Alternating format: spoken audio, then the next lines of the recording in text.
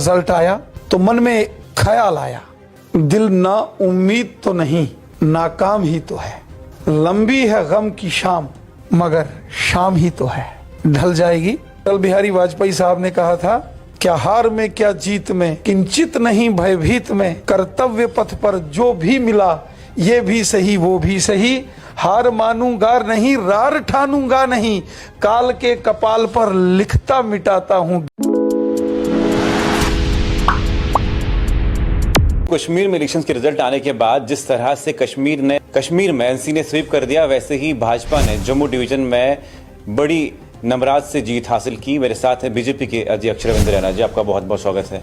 जिस तरह से आपको होम मिनिस्टर अमित शाह साहब ने, मोदी साहब ने बधाइयाँ दी, मुबारकबाद दी कि आपकी पार्टी ने 25 से 29 का नंबर जो है वो आंकड़ा पार किया, किस तरह देखते हैं आप? लेकिन जहाँ पे आपने जीतना था वहाँ आप नहीं जीत पाए, लेकिन जिनको आपने जो लोग आपने खड़े किए वो जीत गए।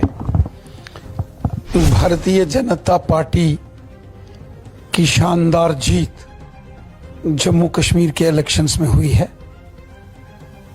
भारतीय जनता पार्टी ने अब तक का सबसे बेस्ट रिजल्ट्स असेंबली इलेक्शंस का 2024 के असेंबली में दिया है।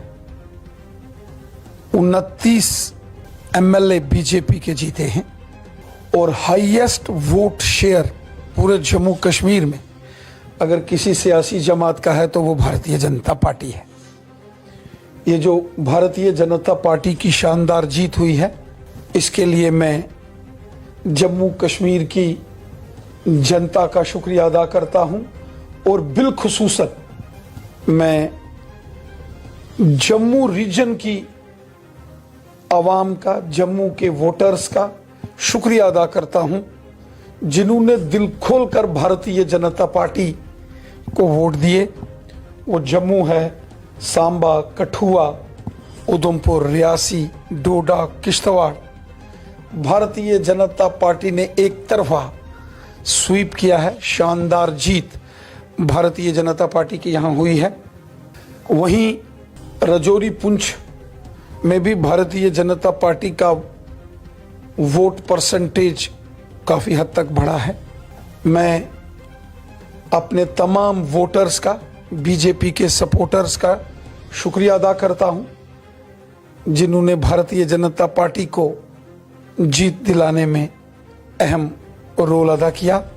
मैं शुक्रिया अदा करता हूं हमारे प्राइम मिनिस्टर नरेंद्र मोदी साहब का, होम मिनिस्टर अमित शाह साहब का, हमारे नेशनल प्रेसिडेंट जेपी नड्डा साहब का और पार्टी के तमाम सीनियर लीडर्स का जिन्होंने इलेक्शंस कैंपेन की और भारतीय जनता पार्टी।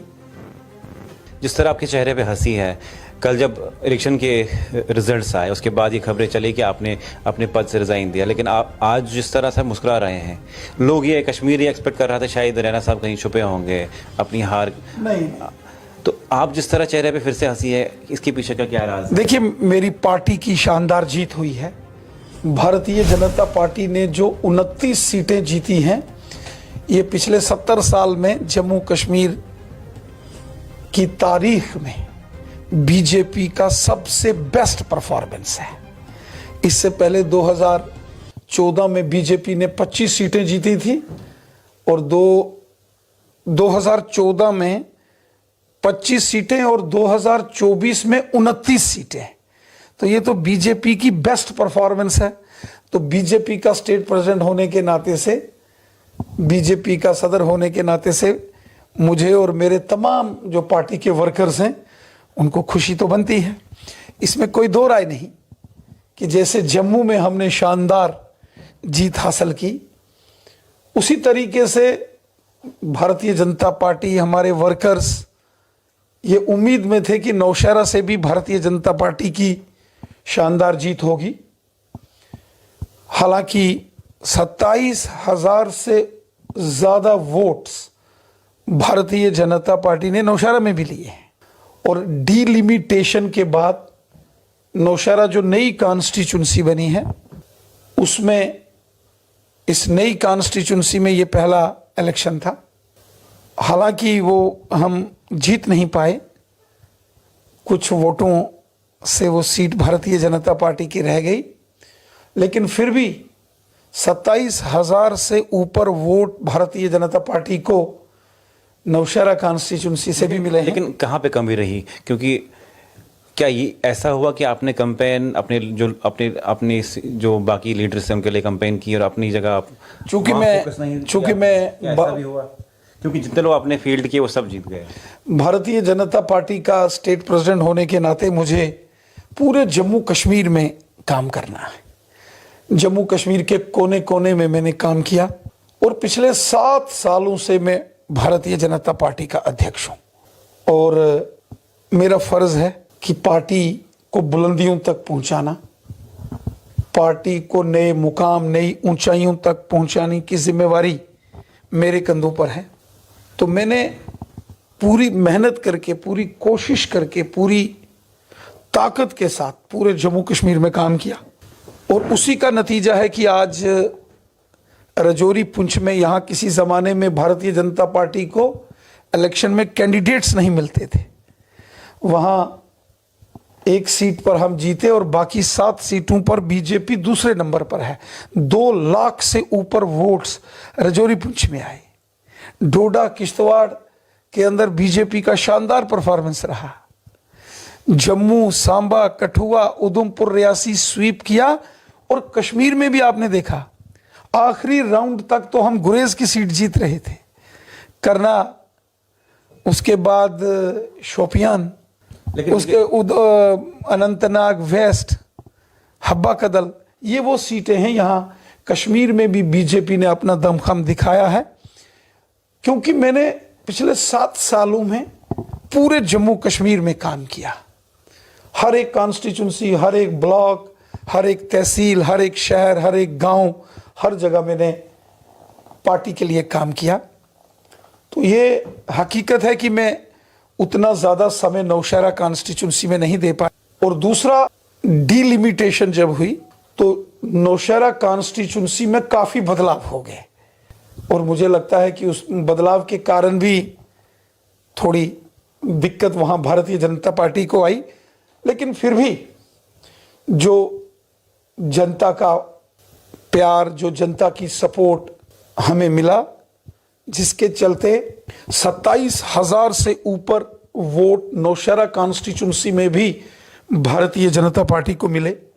इसके लिए मैं नौशहरा की आवाम, नौशहरा की जनता, भारतीय जनता पार्टी के वर्कर्स जिन्होंने मेहनत की, बहुत मेहनत की, मैं वहाँ मौजूद नहीं था, काम सारा मेरे वर्कर्स ने किया। मैं अपने वर्कर्स का भी शुक्रिया अदा करता हूँ, आवाम का भी शुक्रिया अदा करता हूँ।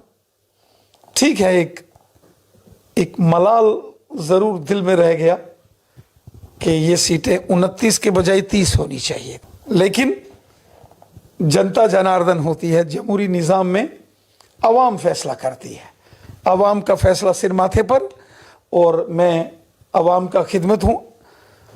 इलेक्शंस पूरा होने के बाद, रिजल्ट्स होने के बाद आज आपने देखा मैं फिर अपने काम में लग गया हूँ। माननीय प्रधानमंत्री मोदी साहब, माननीय गृह मंत्री अमित शाह साहब का फ़ोन आया, पार्टी के राष्ट्रीय अध्यक्ष नेशनल प्रेसिडेंट जेपी नड्डा साहब ने फ़ोन करके मुझे मुबारकबाद पेश की, बधाई दी, जो भारतीय जनता पार्टी की शानदार जीत हुई है। आने वाले दिनों में मुझे होम मिनिस्टर साहब ने कहा है कि वो मुझे दिल्ली उन्होंने बुलाया है, दिल्ली भी जाएंगे।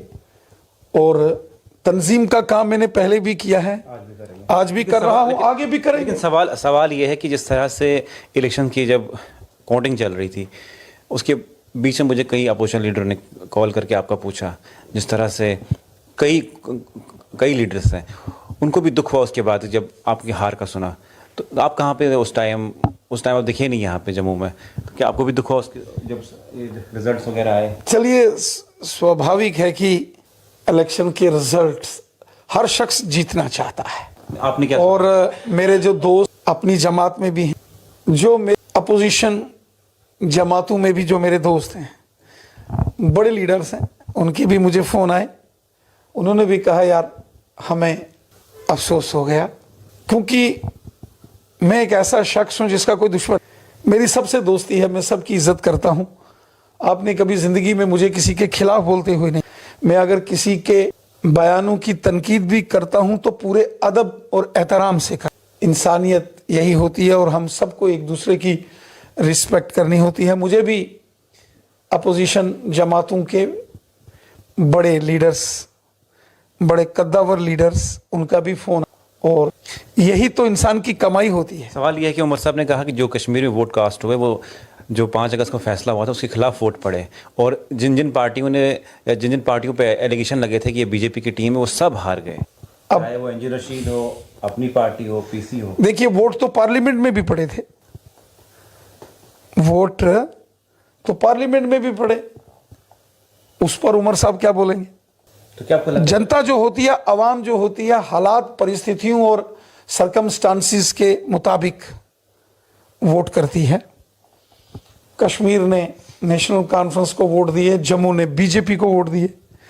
अब जम्मू में कहा, जम्मू में तो एनसी का सफाया हो गया है। अब मतलब अब क्या बीजेपी अपोजिशन बैठेगी या सरकार बनाएगी? भारतीय जनता पार्टी के 29 एमएलए जीते हैं, 29। ये अपने आप में एक बड़ा रिकॉर्ड कायम हुआ है। लेकिन सरकार बनाना थोड़ा मुश्किल है। बीजेपी चाहती थी कि कश्मीर से हमारे like minded, BJP supported independents और हमारे जो दोस्त जो पार्टियां हैं उनके कोई 15-20 एमएलए जीते होते तो हम आज सरकार बनाते। जम्मू में बीजेपी तो जीती है, बीजेपी की हम तवक्को कर रहे थे कि 30 से 35 सीटें हम जीतेंगे, 29 जीते और बड़े थोड़े मार्जिन से 2-3 सीटें इंडिपेंडेंस के जरिए हम पीछे रह गए। अलबत्ता बीजेपी की शानदार जीत, अगर हमारे वो लाइक माइंडेड साथी और कुछ इंडिपेंडेंट्स कश्मीर में जीते होते तो आज कांग्रेस और एनसी वाले तैयारी नहीं कर रहे होते सरकार बनाने की, सरकार बीजेपी की बनती। एनी हो, अब तो तैयारी होगी सरकार की। अब मुझे ये बताइए, अब तो सरकार की तैयारी हो गई और अब तो ये भी कहते हैं उमर साहब कि पहले हम दरबार मुँह करें का जो प्रैक्टिस है वो बहाल कराएंगे, रियासत का दर्जा बहाल कराएंगे, 370 का जंग लड़ेंगे। देखिए, जो 370 और रियासत का दर्जा है, स्टेटहुड, वो तो उमर साहब के या जो जम्मू कश्मीर का जो भी चीफ मिनिस्टर बनेगा उसके तो इख्तियार में नहीं है। ये तो 370 वो तो पार्लियामेंट का मामला है, वहां तो उमर साहब है नहीं, और स्टेटहुड का मामला तो मरकजी हुकूमत का है। उमर साहब को अब इलेक्शन मोड हो गया है, इलेक्शन की कैंपेन खत्म हो गई, अब सरकार बनाने की बारी है। अब फोकस करना चाहिए लोगों की खिदमत कैसे होगी, लोगों के मसाइल कैसे, लोगों को दरपेश मुश्किलातें कैसे दूर होंगी। नौजवानों के मसाइल हैं, जम्मू कश्मीर में ड्रग्स का मामलात हैं, उसके खिलाफ हमने लड़ना है। जम्मू कश्मीर में जो डेवलपमेंट के इश्यूज हैं, बिजली पानी के इश्यूज हैं, लेकिन आप मुझे बताइए, और जो मैनिफेस्टो एनसी ने और कांग्रेस ने किया था, उस मैनिफेस्टो को वो कैसे पूरा करेंगे उस पर फोकस करना चाहिए। जो उन्होंने वादे अवाम से किए हैं कि आपको लगता है वो 12 सिलेंडर फ्री देंगे, बिजली 200 यूनिट मुफ्त देंगे और जनाब और 1 लाख नौकरियां देंगे जनाब, तो वो अब वो जो वादे किए हैं यहाँ से लग रहा है कि शायद पूरे नहीं हो पाएंगे। चलिए, मैं तो चाहता हूं वो करें, मैं तो मुबारकबाद पेश करता हूं, वो बने, उनकी सरकार बने। जो एमएलए जीत के आए हैं मैं सबको मुबारकबाद पेश करता हूं। लेकिन उमर साहब ने एक बयान दिया आज सुबह, कहा कि हमारे पास कुछ और हैं लोग जो एनसी में आएंगे, जो जीत के आए हैं इंडिपेंडेंट, तो उससे उनकी मेजोरिटी बन सकती है। क्या आपको लगता है कि अलायंस टिक पाएगी, आगे सरकार बना पाएगी? नहीं, मैं इस पर कोई बयान, आप तो एक कदावर नेता है, आपने पीएचडी पे बयान दिया, उसका क्या हाल हुआ वो सबों ने देखा, इस पे क्या बोलेंगे आप? नहीं, मैं लगता है आपको ये अलायंस टिक पाएगी? मैं कहता हूं ये अलायंस बना है, उनकी जीत हुई है, उनके पास मेजॉरिटी आई है, वो सरकार बनाए, सरकार बना के जो वादे उन्होंने अवाम से किए उन वादों के मुताबिक वो सरकार को चला के दिखाएं। क्या रविंदर, नहीं तो बीजेपी के 29 एमएलए हैं। अब मुझे बताइए, जिस तरह से आपने इलेक्शन हारे और अब आपकी पार्टी के 29 लोग जो है असेंबली में जाएंगे, क्या रविंदर रैना आज के बाद भी इसी तरह लोगों के मुद्दे उठाएंगे, लोगों के मसले हल करेंगे, कश्मीर लोगों से मिलने जाएंगे, हर जगह लोगों से मिलने जाएंगे? मैं पब्लिक के बीच में रहता हूं। कुछ लोग जब लीडर हारते हैं वो छुट्टी करते हैं। ना, आपने देखा मंगलवार को रिजल्ट्स आए, बुधवार को हम अभी भी मेरे ऑफिस में कितने लोग आए हैं, सुबह से मैंने कितने लोगों के काम किए हैं, सुबह से मैंने कितने लोगों के लिए लेटर्स लिखी हैं, कितने लोगों के लिए दफ्तर में फ़ोन किया होगा। मेरे पास रजौरी पुंछ के लोग आए, नौशहरा के लोग थे, जम्मू के लोग आए, मेरे पास कश्मीर के लोग आए। हम एक कर्म योगी की तरह काम करते हैं। हारे जीते लोगों की खिदमत में। अटल बिहारी वाजपेयी साहब ने कहा था, क्या हार में क्या जीत में, किंचित नहीं भयभीत में, कर्तव्य पथ पर जो भी मिला ये भी सही वो भी सही, हार मानूंगा नहीं रार ठानूंगा नहीं, काल के कपाल पर लिखता मिटाता हूं गीत नया गाता हूं।